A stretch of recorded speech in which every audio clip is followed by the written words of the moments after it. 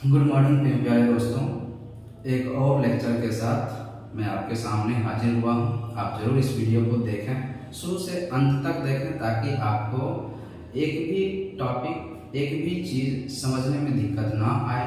इसके लिए आप कंटिन्यू इस वीडियो को देखें, स्किप नहीं कीजिएगा। आज मेरा एक टॉपिक लेकर आया हूँ जिसका नाम है ट्रिग्नोमेट्रिक फंक्शन। और एक चीज़, हाँ, मैथ बाय गणित भैया जो मेरा यूट्यूब चैनल है, आप उस पर जाइए और उसे सब्सक्राइब कीजिए। अगर आपको ये वीडियो अच्छा लगेगा तो उसे लाइक कर लीजिएगा और बेल आइकन प्रेस करना ना भूलिएगा, क्योंकि जब भी मैं नया वीडियो अपलोड करूंगा तो आपके पास नोटिफिकेशन आ जाएगा। ठीक है, तो मैं शुरू करता हूँ। इस ट्रिग्नोमेट्रिक फंक्शंस में ट्रिग्नोमेट्रिक जैसे टर्म्स का रिक्वायरमेंट क्यों पड़ा इस मैथमेटिक्स के वर्ल्ड में? ये एक नया चैप्टर था, ट्रिग्नोमेट्रिक फंक्शंस। एक्चुअली ये क्या था, 476 550 के समय में आर्यभट्ट ने इसका सबसे पहले प्रयोग किया था। ये ट्रिग्नोमेट्रिक फंक्शन का जो मीनिंग होता है, ये दो टर्मों से मिलकर के बना हुआ है, trigon plus matron. Trigon plus matron means इसका मतलब होता है ट्रायंगल के साइड का मेजरमेंट करना, किसी त्रिभुज के जो भुजा होते हैं उसकी लंबाई का मेजरमेंट करना। अब एक्चुअली इस लंबाई, इस त्रिभुज के मेजरमेंट करने के लिए कैसा यूज किया गया? एक्चुअली एक बार क्या हुआ था, हाई वेव टाइड्स का फॉर्मेशन हुआ था ओशियन के अंदर। ऑब्वियसली होता है, उसमें जो नाविक था, जो नेविगेटर था, वो मूव कर रहे थे और उनको कहीं पे भी लैंड एरिया दिखाई नहीं दे रहा था। तो उसमें जो हाई वेव का जो टाइड उठता था, उस वेव की हाइट मेजरमेंट करने के लिए उस नेविगेटर ने सबसे पहले इस कंसेप्ट का भी यूज किया था। यानी कि नेविगेशन के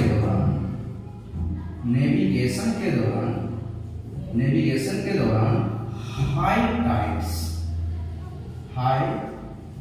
टाइड्स ऑफ ओशियन, समुद्र में जो वेव उठते हैं जिसे हाई टाइड्स कहा जाता है, उसकी हाइट मेजरमेंट क्यों करना पड़ा? क्योंकि दूर दूर तक जो लैंड एरिया था उसे नजर नहीं आ रहा था। उस सी लेवल से वो हाइट मेजरमेंट करता था, कहीं तो ऐसा होगा। तो उसमें ये नेविगेशन के दौरान इसमें जो है सबसे पहले प्रयोग किया गया था। बट अब के समय में क्या हो गया है, इस ट्रिग्नोमेट्री का यूज जैसे कुछ इलेक्ट्रिक सर्किट डिजाइन करना होता है तो उसका पता करने के लिए इस ट्रिग्नोमेट्रिक फंक्शन का यूज किया जाता है।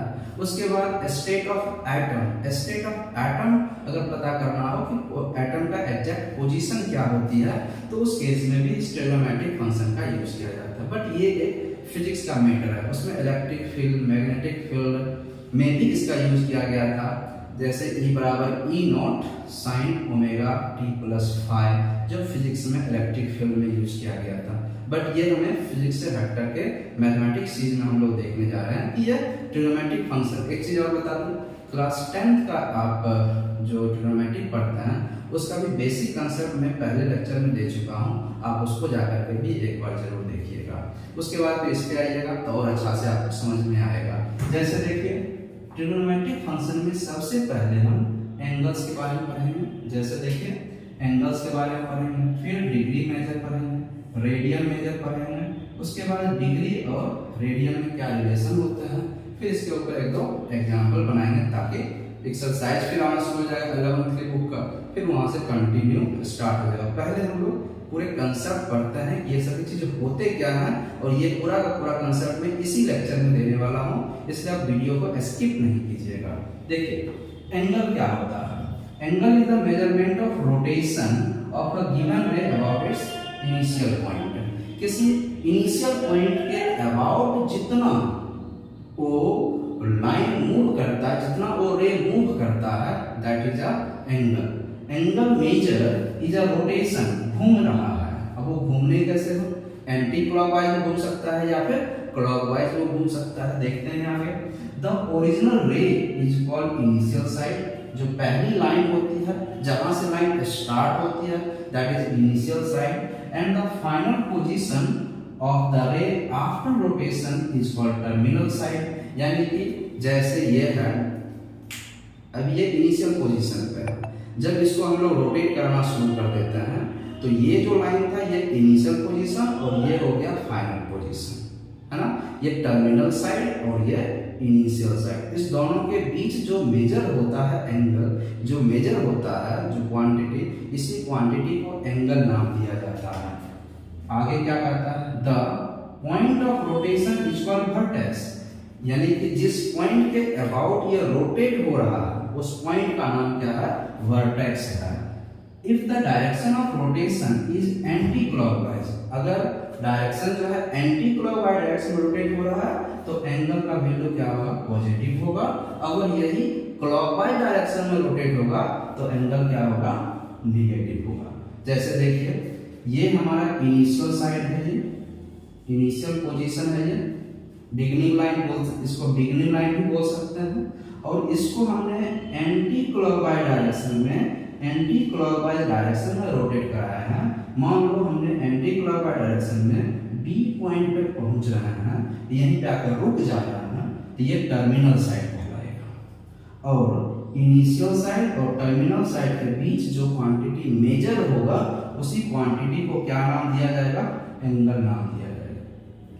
ये पॉइंट है, इस पॉइंट का नाम वर्टेक्स हो गया और ये किस डायरेक्शन में रोटेट होगा, एंटी क्लॉकवाइज डायरेक्शन में, इसलिए ये एंगल कैसा होगा, पॉजिटिव एंगल का फॉर्मेशन करेगा। लेकिन इसी जगह पे अगर ये इनिशियल साइड हो गया और ये क्लॉकवाइज डायरेक्शन में रोटेट हो रहा है, यानी कि इस तरह से, ये क्या था, इस तरह से एंटी क्लॉकवाइज, यानी कि घड़ी के विपरीत दिशा में, घड़ी जिधर मूव करती है उसके अपोजिट डायरेक्शन में घुमाएंगे तो एंटी क्लॉकवाइज, और घड़ी के दिशा में घुमाएंगे तो क्लॉकवाइज होगा। और उस कंडीशन में एंगल क्या हो जाएगा, वो निगेटिव एंगल का फॉर्मेशन करेगा। ये क्या बन गया, टर्मिनल साइड बन गया बी। क्लियर हुआ, एंगल क्या होता है और एंगल में कब पॉजिटिव लेंगे कब निगेटिव लेंगे, initial side, final side, vertex, everything clear हो चुका होगा आई थिंक इसके ऊपर। अब ये एंगल क्या होता है तो हमने बता दिया एंगल होता क्या है। आप इसे पॉज करके लिखते जाइएगा ताकि आपको हर एक पॉइंट समझ में आए, सिर्फ देख करके ही छोड़ मत दीजिएगा। नेक्स्ट डिग्री मेजर, देखिए एंगल भी मेजर करने का दो तरीका था, एक था डिग्री मेजर और एक था रेडियन मेजर। यानी कि एक हम लोग डिग्री मेजर करना जानेंगे और एक हम लोग रेडियन मेजर करना जानेंगे। डिग्री मेजर क्या होता है कि if a rotation from the initial side to the terminal side, यानी कि इनिशियल साइड, ये इनिशियल साइड और टर्मिनल साइड, इस दोनों के बीच का जो एंगल होगा उसका 1/360वां हिस्सा क्या कहलाएगा, डिग्री मेजर कहलाता है। देखो 1/360 तो of the revolution is said to be 1 degree और we can say 1 dot, that is 1 degree measure. Okay, this 1 degree is divided into 60 minutes, so 1 degree is called 60 minutes. 1 degree is equal to 60 minutes. This is the symbol of minute. 1 dash is a symbol of minute, and again 1 minute is divided into 60 seconds. So 1 minute is equal to 60 and double dash is the symbol of second. So 1 degree is equal to 60 seconds. Now you just write 1 degree is equal to 60 minutes and 1 minute is equal to 60 seconds. These two terminologies both are in a degree measure, minute and second, both not a time. Listen, this is not a time, okay, minute or second. This is a degree measure unit. So in a case of degree measure, suppose this is x-axis and this is y-axis, okay, and this is the initial side. This is the initial side, and a line move in anti-clockwise direction. If in one complete revolution, एक complete revolution होता है, एक complete चक्कर लगाता है, तो उसका 1/360वां हिस्सा जो होगा वो 1 डिग्री कहलाएगा। यानी कि देखो ये पूरा का पूरा कितना बनाएगा, एक पूरा का पूरा सेंटर पे 360 डिग्री का पूरा एंगल कितना, 360 डिग्री का। 360 डिग्री में 360 से डिवाइड कर देंगे तो जो एक हिस्सा बनेगा सिंगल पार्ट वो 1 डिग्री होगा, फिर 2 डिग्री होगा, फिर 3 डिग्री होगा। इस तरह से बढ़ते बढ़ते कहाँ तक आ जाएगा, 360 डिग्री का आ जाएगा। तो ये जो पहला बनेगा ना, इस मेजर को कहा जाएगा 1 डिग्री। आई थिंक क्लियर हो गया होगा ये 1 डिग्री क्या होता है। अब देखिए, मान लिया हमने ये जो बना ये 1 डिग्री का है, ये कितना है, 1 डिग्री का है।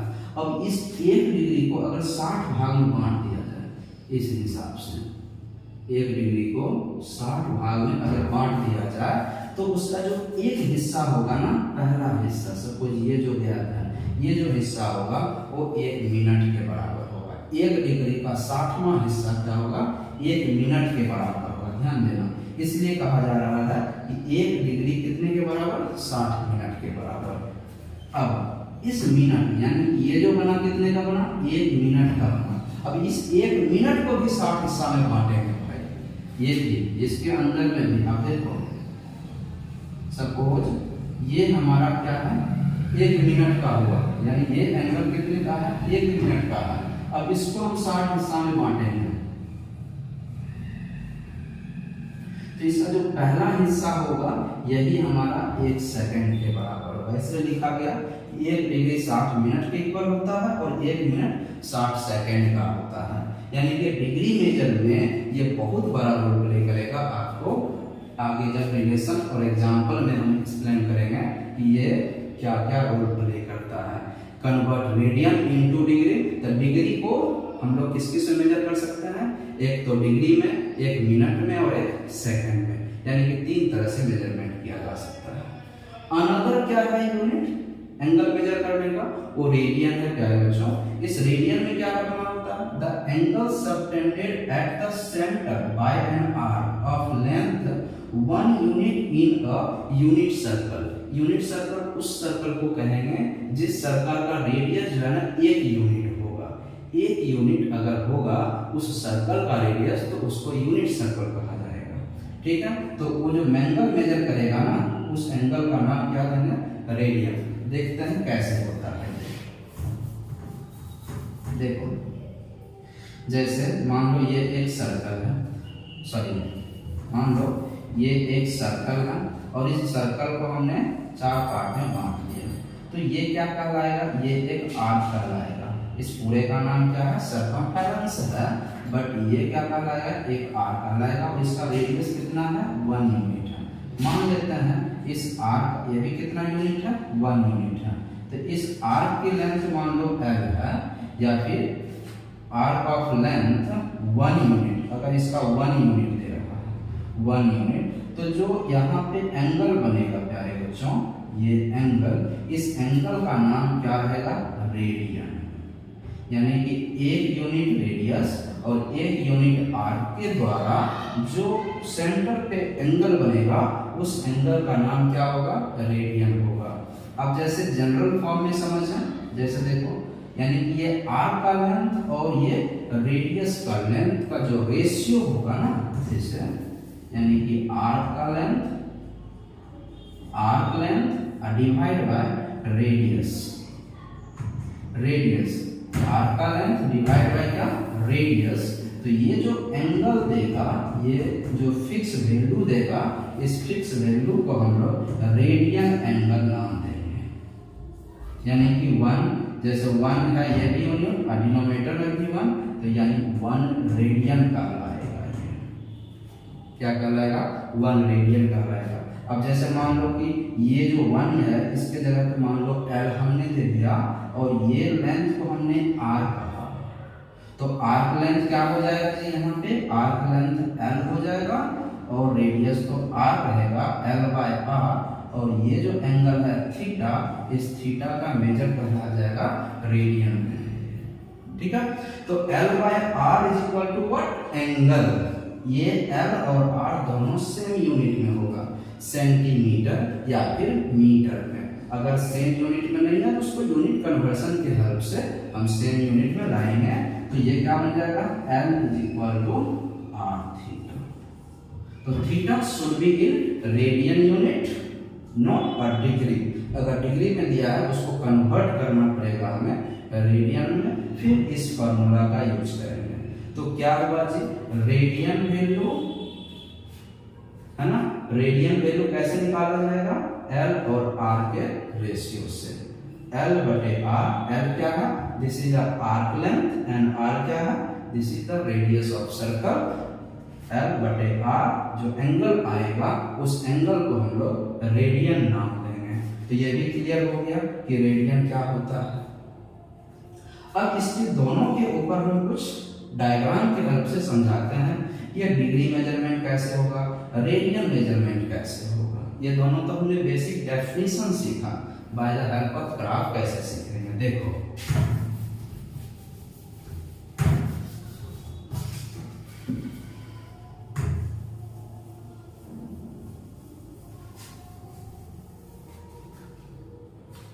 देखो जैसे डिग्री मेजर की बात कर रहा हूं, सपोज ये इनिशियल लाइन था, ये पूरा ऐसे घुमा, एक कंप्लीट चक्कर लगाया, तो ये पूरा एंगल कहलाएगा कितना डिग्री का है, ये 360 डिग्री का है। अगर मान लो इनिशियल पॉइंट है और फाइनल पॉइंट कुछ ऐसे गया है एंटी क्लॉक डायरेक्शन में, ये एंगल का फॉर्मेशन करेगा। ये भी एंगल क्या है, डिग्री मेजर में है। जो भी एंगल होगा 90 प्लस समथिंग करेंगे, अगला एंगल हो जाएगा। या फिर यही चीज ऐसे हो जाएगा, तो ये एंगल का है, यानी कि एंगल जो लिया जाएगा ना एंटी क्लॉकवाइज डायरेक्शन में लिया जाएगा, ये हमारा थीटा हो जाएगा। यही चीज ऐसे हो गया, तो ये कंप्लीट एंगल, यानी एंटी क्लॉकवाइज डायरेक्शन में एंगल क्या लिया जाएगा, पॉजिटिव। एंगल क्या लिया जाएगा, पॉजिटिव, पॉजिटिव और पॉजिटिव एंगल। लेकिन इसी तरह पे अगर यही रोटेशन क्लॉकवाइज में कन्वर्ट हो जाए कुछ इस तरह से, तो जो थीटा होगा ना वो नेगेटिव होगा। तो पॉजिटिव और नेगेटिव का सेंस आपको क्लियर हो गया होगा कि होता क्या है, ठीक है। अब देखिए रेडियन में भी हमने बताया अभी कि रेडियन में भी हम लोग निकाल सकते हैं इसी तरह से। सपोज अगर हमने लेंथ ऑफ आर्क दिया है 10 सेंटीमीटर और रेडियस भी हमने दिया है आपको 5 सेंटीमीटर का, तो बताओ थीटा क्या होगा। तो डेफिनेटली निकाल सकते हैं। थीटा इज इक्वल टू, अभी हमने पढ़ा theta is equal to L बटे आर। एल और आर का रेशियो होता है, यहाँ पे एल का वैल्यू है 10 सेंटीमीटर जबकि आर है 5 सेंटीमीटर। 5 हो जाता है सेंटीमीटर, सेंटीमीटर कैंसिल, थीटा 2 आया है, इसे हम लोग रेडियन में बोलेंगे। अब जैसे अनदर क्वेश्चन दे रहा हूँ, जैसे थीटा है 60 डिग्री, ठीक है, लेंथ दिया है 5 सेंटीमीटर, तो रेडियस क्या होगा। अब डिफिकल्टी सामना आएगा, theta is equal to L by R. अब देखो जी थीटा 60 डिग्री है, एल वैल्यू 5 सेंटीमीटर है, आर नहीं दिया है, तो 60 डिग्री, तो ये तो थीटा डिग्री में है, जबकि ये फॉर्मूला क्या होता है, थीटा रेडियन में होना चाहिए। थीटा किस में होना चाहिए, रेडियन में होना चाहिए। तो फिर कैसे बनेगा यहाँ पे, तो थीटा को कन्वर्ट करना पड़ेगा। यानी अब यहाँ पे एक कंसेप्ट सीखना पड़ेगा कि डिग्री से रेडियन में कैसे कन्वर्ट करेंगे और रेडियन से डिग्री में कैसे कन्वर्ट करेंगे। फिलहाल अभी हम कर दे रहे हैं यहाँ पे 60 इंटू पाई बाय 180, 5 पाई 63 जा, तो यहाँ से pi upon 3 is equal to 5 upon R, then R is equal to 15 upon pi centimetre. तो इस हिसाब से ये रेडियस कैलकुलेट हो जाएगा। तो अभी अब हम लोग सीखेंगे कि थीटा को कैसे कन्वर्सन हम लोग करें, रेडियन से डिग्री में या डिग्री से रेडियन में कैसे कन्वर्ट किया जाता है, वो कंसेप्ट अभी जानते हैं, ठीक है।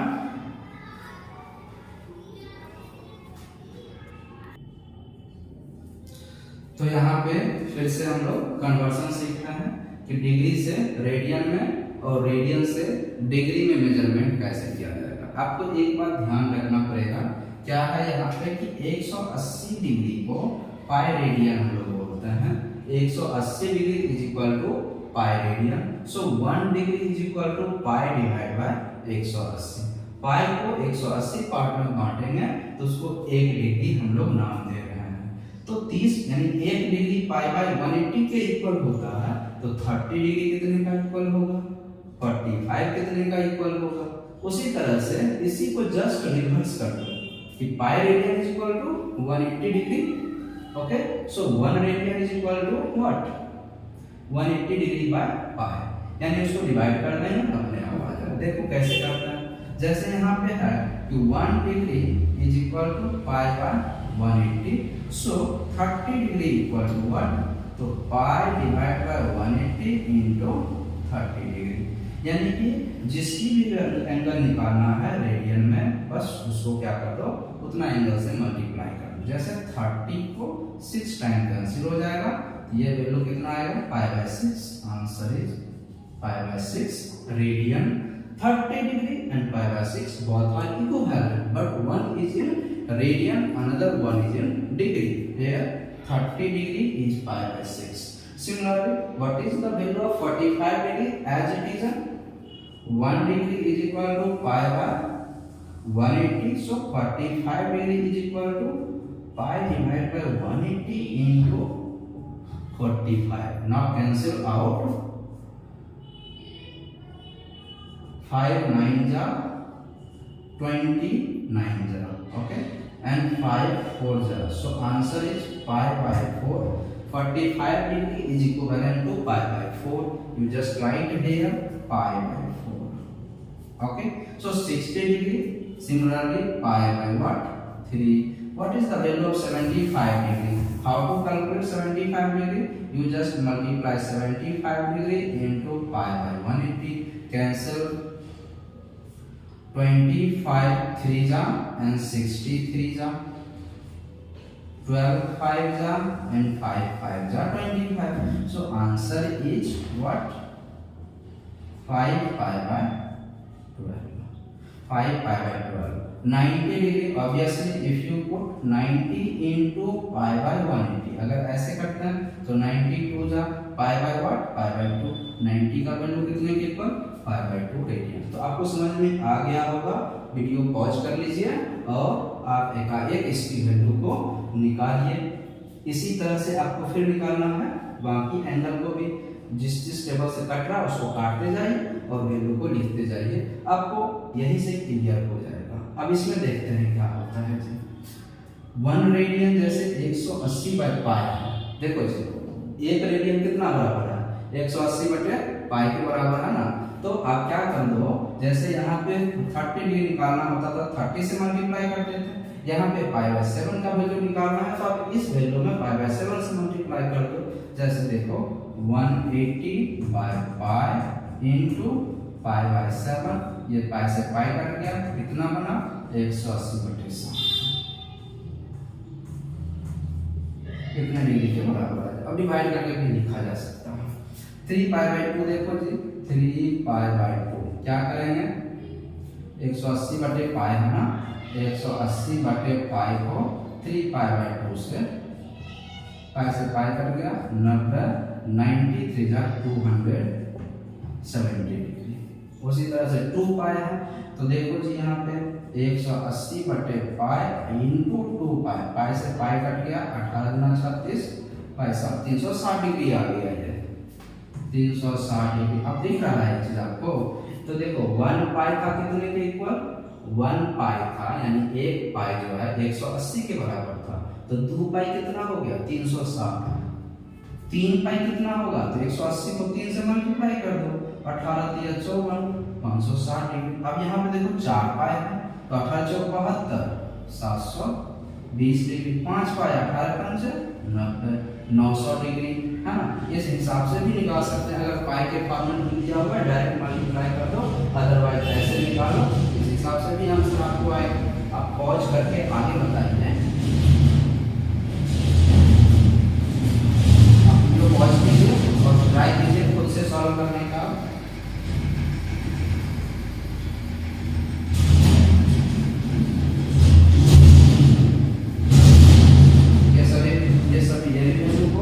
और ये वैल्यू को आप लोग पॉज कीजिए और जल्दी फटाफट निकालिए तो क्या आंसर आता है आपका।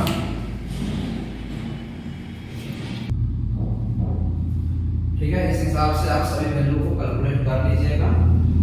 और आप मैच करा लीजिए कि कौन कौन आपका सही है, कौन कौन गलत है। आई थिंक जिस हिसाब से बताया है उसके हिसाब से सभी वैल्यू आपका करेक्ट आया होगा।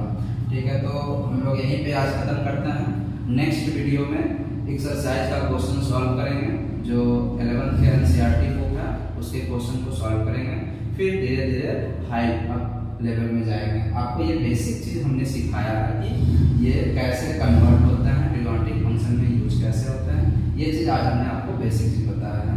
अगर आपको आज का वीडियो अच्छा लगा हो, समझ में आया हो कि हाँ सर ने कुछ कराया है, समझ में आ गया है, तो आप जरूर लाइक कीजिएगा, वीडियो को जितना ज़्यादा से ज़्यादा आप शेयर कीजिए, भौकाल मचा दीजिए, जहाँ जहाँ भेजना चाहते हैं, जितना सोशल मीडिया है हर एक सोशल मीडिया के प्लेटफॉर्म पे आप इसे एक्सप्लोर करें।